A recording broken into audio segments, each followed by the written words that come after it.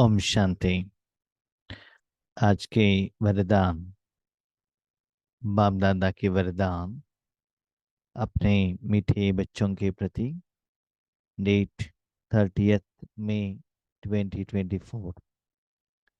वरदान है, सेवा भाव से सेवा करते हुए आगे बढ़ने और बढ़ाने वाले निर्विघ्न सेवाधारी भव। सेवा भाव से सेवा करते हुए आगे बढ़ने और बढ़ाने वाले निर्विघ्न सेवाधारी भव। हम सभी बाबा के बच्चे सेवाधारी हैं। माना सेवा के लिए आधार साधन। जैसे भोजन बनाने के लिए बर्तन रखते हैं सिर्फ साधन के रूप में, वैसे ही हम साधन हैं इस दुनिया में। ईश्वर, भगवान, शिव बाबा जो भी करते हैं वो खुद करते हैं। हम सिर्फ साधन हैं, हम नहीं करते हैं। जैसे इलेक्ट्रिसिटी रोशनी देता है, बल्ब एक साधन है। तो बाबा के बच्चे बहुत सेवा करते हैं, तन से, मन से, धन से, जन से, लेकिन एक्सपेक्टेड सफलता नहीं मिलता है। कभी कभी हम कहते हैं ईश्वर की सेवा है, फिर भी विघ्न क्यों आता है? हमारा काम थोड़ी ही है, हमारा कर्म थोड़ी ही है, फिर भी विघ्न क्यों आता है? तो उसका कारण बाबा ने बताया।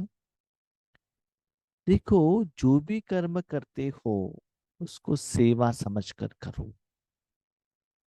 सेवा माना जो भगवान करता है, हम नहीं कर सकते हैं।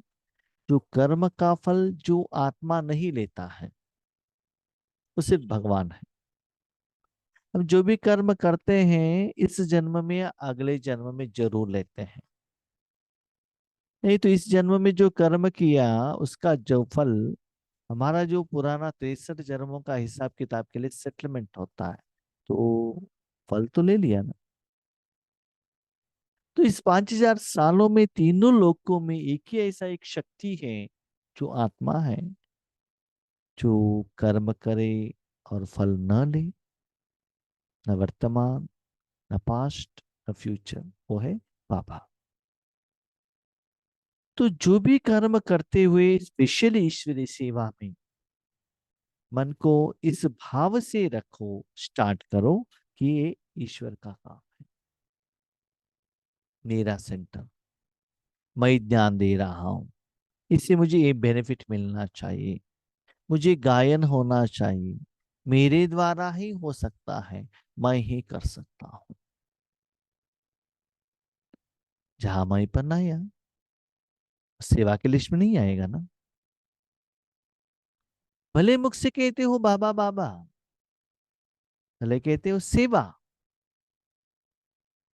सच्चाई क्या है जानते हो? कोई भी मनुष्य आत्मा सेवा नहीं कर सकता। यस, हम साधन उनके हाथ में दे सकते हैं, बाबा ले लो आप करो। मैंने किया तो समझ लो कर्म के हिसाब में आता है, सेवा में नहीं आता। वे पूछते हैं सब बाबा ने किया तो हमको क्या मिलता है? हमने किया तो हमको मिलता है ना, तो बाबा को किया तो। यस, बाबा ने किया। ड्रामा के अनुसार आपके पास जो कर्मेंद्रिय था, मन बुद्धि, स्पेशली बाबा कहते हैं मन मना आपको मन बुद्धि दिया। मन बुद्धि एक्टिवेट होने के लिए शरीर तो चाहिए। शरीर का आधार लिया तो उसका असर वायुमंडल में तो जरूर पड़ेगा। तो एक आत्मा कोई भी कर्मेंद्र यूज करेगा तो समझ लो कर्म हो ही जाएगा, होगा ही। तो कर्म होगा, वो कर्म का फल का जिम्मेदार भगवान है या कंसर्न आत्मा है। ओके, अभी आपने तन बाबा को दिया, मन बाबा को दिया, साधन बाबा को दिया, तो साधन के मालिक बाबा बनकर कर्म किया, फल आएगा ना। फल वो तो नहीं लेगा, गारंटी है। फल किसको मिलेगा? जिस आत्मा ने जिस भाव से साधन दिया है, उसी आत्मा के अकाउंट में वो कर्म का फल डिपॉजिट होगा। ये संगम युग का सीक्रेट है। कर्म करने का मालिक भगवान, साधन हमारा, और कर्म का फल जिन्होंने साधन दिया है उनके अकाउंट में मिलेगा, उसका जो भावना के आधार पर। हाँ, कोई कोई आत्माएं ऐसे भी सेवा करते हैं कि हमको नाम मान शान मिलना चाहिए, हमको बिल्डिंग मिलना चाहिए। भाई बहनों, मैंने बहुत लोगों को देखा है, कुछ इच्छा रखकर वो ईश्वरी सेवा करते हैं। यस, उस सेवा का फल मिलता है जिन्होंने जो चाहना रखा है। लेकिन बाबा का प्यार के अनुसार सेवा भाव के आधार पर सेवा न करने के कारण उनका इच्छा कंप्लीट होती है, लेकिन उनके अकाउंट में जमा नहीं होता है। इसके कारण, उनके हिसाब किताब के कारण, भविष्य में जो बड़े बड़े एक्सपेंसेस आते हैं ना, उस सब में उनके पास कुछ भी नहीं रहता है। जो कमाई किया वो खा लिया, जिनका बादशाह बन गए, बस खत्म। इसलिए बाबा कहते हैं, सेवा के साथ जिम्मेदारी बाबा को देते हुए अपने ऐसे जिम्मेदारी दे दो, 5,000 साल का सारा जिम्मेदारी बाबा। तन में आपका, धन आपका, जो कमाई होता है वो पेमेंट करने का जिम्मेदारी भी आपका, और 21 जन्मों के लिए स्टॉक जमा करने का जिम्मेदारी भी आपका है। लेने के लिए वो तैयार है ना। एक छोटा बच्चा माँ की गोद में आकर बैठता है, स्कूल से आकर शू निकालने का, सॉक्स निकालने का, कपड़े निकालने का, नहलाने का, सुलाने का, भोजन खिलाने का, यहाँ तक आज की माताएं बच्चों को होमवर्क करने का तक भी काम करते हैं। लेकिन बच्चा गोद में तो रहना चाहिए ना। तो जितना समर्पणा भाव, हर सेकंड ईश्वरार्थ, निस्वार्थ भाव में रहती हो, इतना आपको खुशी होता है, समझ लो। इस विधि से आपने सेवा के लिए निमित्त बने। उसका सिम्टम्स क्या है, कैसे पता चले? तो आगे बाबा कहते हैं, इसे करने वाले खुद भी आगे बढ़ते हैं और अपने साथी लोगों को भी आगे बढ़ाते हैं। जिनको सेवा के लिए वो निमित्त बने, उनको भी आगे बढ़ाते हुए उनके कर्म में भी वो निर्विघ्न रहते हैं। क्योंकि पर्सनल कुछ इंटेंशन नहीं है ना। सेवा भाव सफलता दिलाता है। हम जानते हैं, संगम युग ही सफलता का युग है। सतयुग त्रेता युग अकर्म। अकर्म माना कर्म ही नहीं करते, ऐसा नहीं है। अभी जो कमाई किया, हमारे कमाई से आराम से बैठकर खा गए, तो लोन अकाउंट नहीं होता है, किसी से हम लेते नहीं है।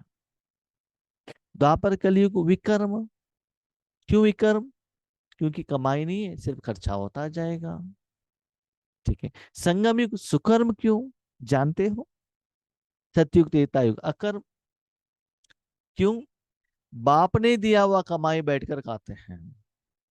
द्वापर कलयुग विकर्म। क्यों? कमाई नहीं किया। संगम युग सुकर्म। क्यों? जानते हो। कर्म भगवान ने किया, सिर्फ आप साधन बने। आपने कर्म किया, सॉरी, सुकर्म नहीं हो सकता है। राइट। इसलिए सफलता मिलना है तो सेवा भाव हो। सेवा में अगर अहम भाव आ गया, तो उसको सेवा भाव नहीं कहेंगे। मैंने किया, मैं ही बहुत अच्छा स्पीकर हूँ, मुझे ही इस ज्ञान का सीक्रेट पता चलता है। आप कौन हो?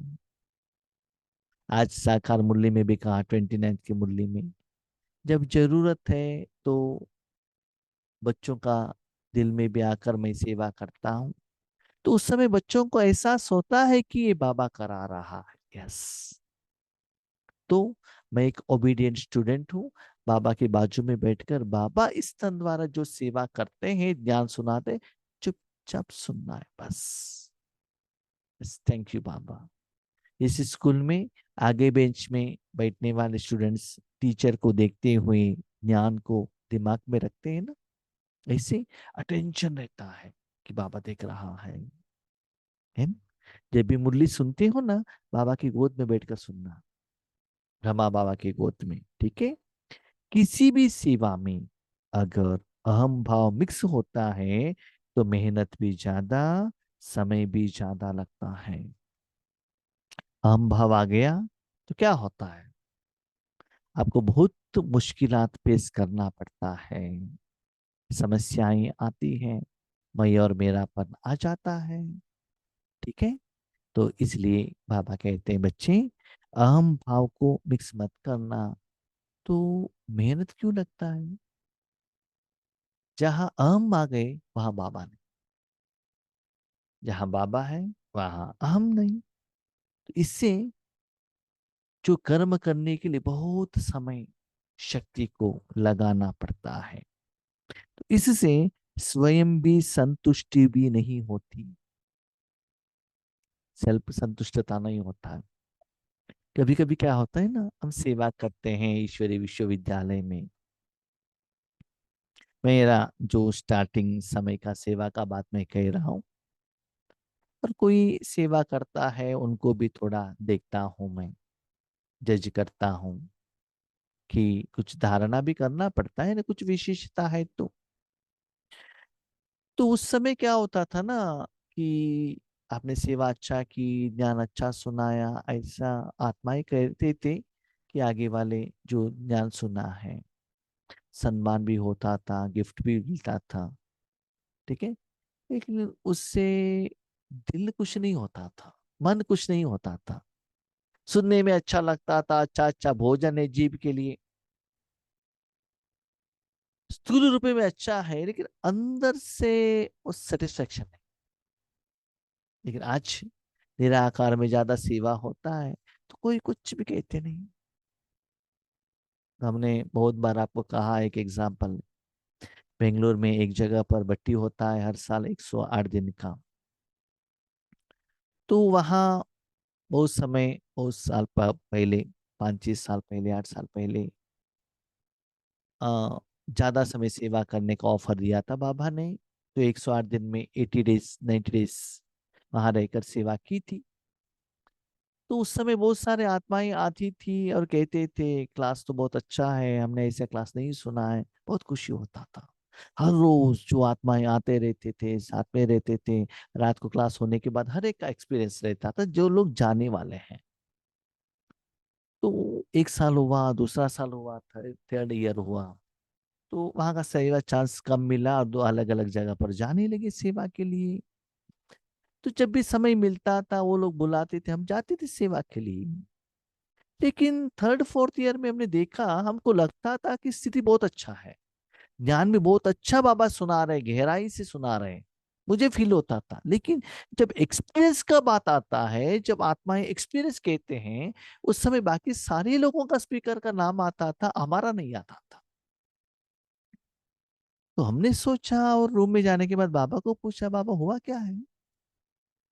तो बाबा कहता है, बच्चे सेवा किसने की? आपने की। तो जो भी आत्मा ने अपने अनुभव बताया, पहले नाम किसका लिया?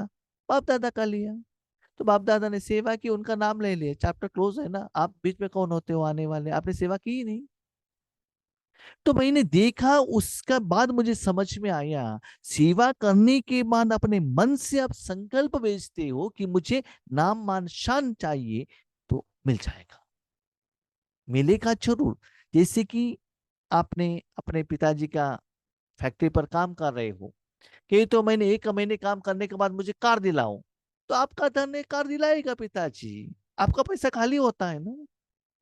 तो सेवा के साथ भाई बहनों, मन से हम जो भी भेजते हैं ना, वो बाबा तक जाकर पहुंच जाता है और वो दे देता है, चैप्टर क्लोज। आपने कमाई की, सेवा की, फल आपके हाथ में दे दिया, चैप्टर क्लोज। लेकिन कर्म, कर्म के पहले, कर्म के समय, कर्म के बाद फल भी भगवान को सौंप दो, तब देखो मजा कितना है और कितना संतुष्टि होती है अंदर से। और जिन्होंने सेवा की है ना, उनका ही गायन होना चाहिए ना, आपका थोड़ी ही होना चाहिए। इसलिए बाबा कहते हैं अहम भाव आ गया तो उतना संतुष्टता नहीं होता है। और मैंने वर्तमान समय ये भी देख रहा हूं, मनसा सेवा में जो सेटिस्फेक्शन मिलता है ना, वो वाचा सेवा में नहीं होता है। क्यों जानते हो? अभी समझ ले, फॉर एग्जाम्पल अभी हमारे द्वारा बाबा वाचा सेवा ले रहा है, आप सभी लोग देख रहे हो, मैं आपका रिएक्शन, जिन्होंने भी वीडियो ऑन किया हम देख रहे हैं। उसके बाद आप क्या कहते हैं, फोन में क्या कहते हैं, या रिकॉर्डेड है तो यूट्यूब में क्या कमेंट्स आया, किसने पॉजिटिव दिया, किसने नेगेटिव दिया, कितना व्यूज आया, तो ये सभी की तरफ हमारा अटेंशन जाता है। किसी किसी दिन ज्यादा व्यूज आ गया, खुश होते हैं, कम व्यू आ गया, क्या हो गया, किसी दिन क्लास में कम लोग आ गए, क्यों, क्या हो गया, ये सभी क्वेश्चंस। लेकिन जब मनसा सेवा होता है ना, किसको पहुंच गया, बाबा ने कितना दिया, कैसे दिया, किस कर्म के लिए, कुछ भी पता नहीं चलता है, इतना निराकार। तो उससे इतना सुकून, इतना आनंद, इतना बेहदपन का एहसास,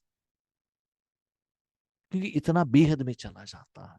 इसलिए मनसा सेवा करना बहुत अच्छा है, लेकिन उस सेवा के समय पर बाबा यूज कर रहा है, ये एहसास जरूर होना चाहिए। ऐसा नहीं कि मैं मनसा सेवा कर रहा हूँ, मेरे द्वारा तीनों लोगों तक वाइट किरणें जा रहे हैं, जा रहे हैं, जा रहे हैं, पहुंच, नो, ऐसा नहीं। No, experience. जैसे ईश्वरीय ज्ञान सुनाने के टाइम पर बाबा के साथ जुड़ते हैं, जो मिठास, प्यार, ज्ञान का गहराई, वो बाबा का साथ में रहने का जो एहसास होता है, उससे भी ज्यादा एहसास।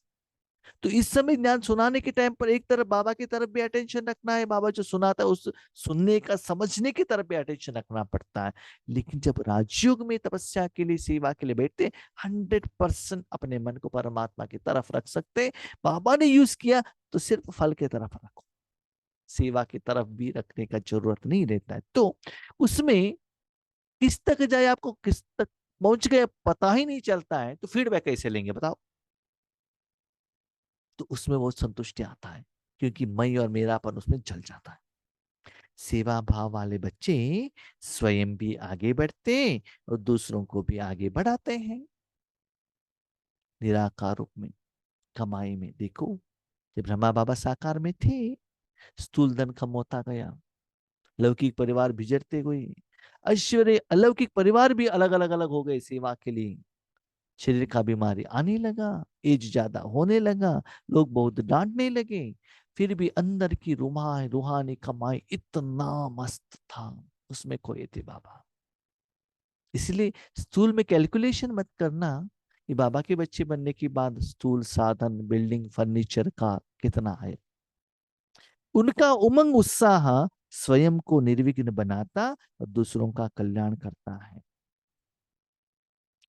और मेरा ये अनुभव है, जितना हम इस सेवा भाव में आगे बढ़ते हैं ना, जिस सेवा में सफलता होने वाला है जिस आत्मा को, भले वो भगत हो, ज्ञानी हो, अलौकिक परिवार वाले हो, जो भी कर्म में सफलता होने वाली है, उसमें ही बाबा आपको यूज करेगा।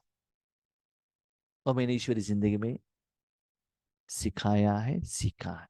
कभी कभी ऐसा लगता है कि उस समय आपके अनुसार या आगे वालों का सोच के अनुसार फल नहीं मिला है, लेकिन थोड़े समय वेट करने के बाद आपको पता चलता है, यस, जो बाबा ने रिजल्ट्स दी, 100% कल्याण था।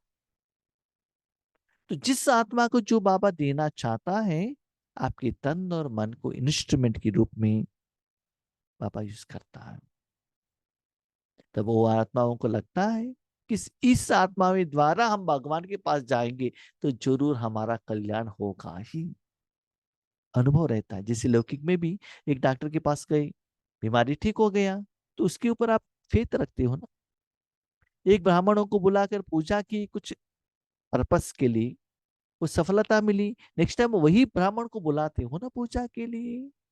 लेकिन आप ब्राह्मण हो, लेकिन फल का इच्छा मत रखना, तो खुद निर्विघ्न बनता है। ऐसी सेवा से ना, जो सेवा के लिए निमित्त बनते हैं, उनका लाइफ, लौकिक लाभ, अलौकिक लाइफ, तपस्या का लाभ सेवा का लाइफ भी निर्विघ्न रहता है। और उनके परव्यू में, वो एरिया में जो भी आत्माएं आते हैं, उसका भी कल्याण हो जाता है। स्लोगन: ज्ञानी तो आत्मा वह है जो महीन और आकर्षण करने वाले धागों से भी मुक्त है। छोटे छोटे धागे, वो थोड़ा सा आपको क्या होता है, खींच लेता है। बड़े बड़े धागे से तो बाहर आते हैं। बाबा कहते हैं सोने का जंजीर, है ना। भोजन को त्याग कर लिया, बाबा का याद की भोजन खा रहे हो, कपड़ा पहनना, है ना, कलर रंगीन कपड़ा पहनना, घूमना, इसे भी बंद कर दिए। यस, लेकिन ईश्वरीय सेवा में तो लग गए। सूक्ष्म रूप में जो मैं और मेरापन है ना, वो आपको उड़ने नहीं देता। देखो, जो भी धागा हो उड़ने नहीं देता ना, नीचे खींच लेता है।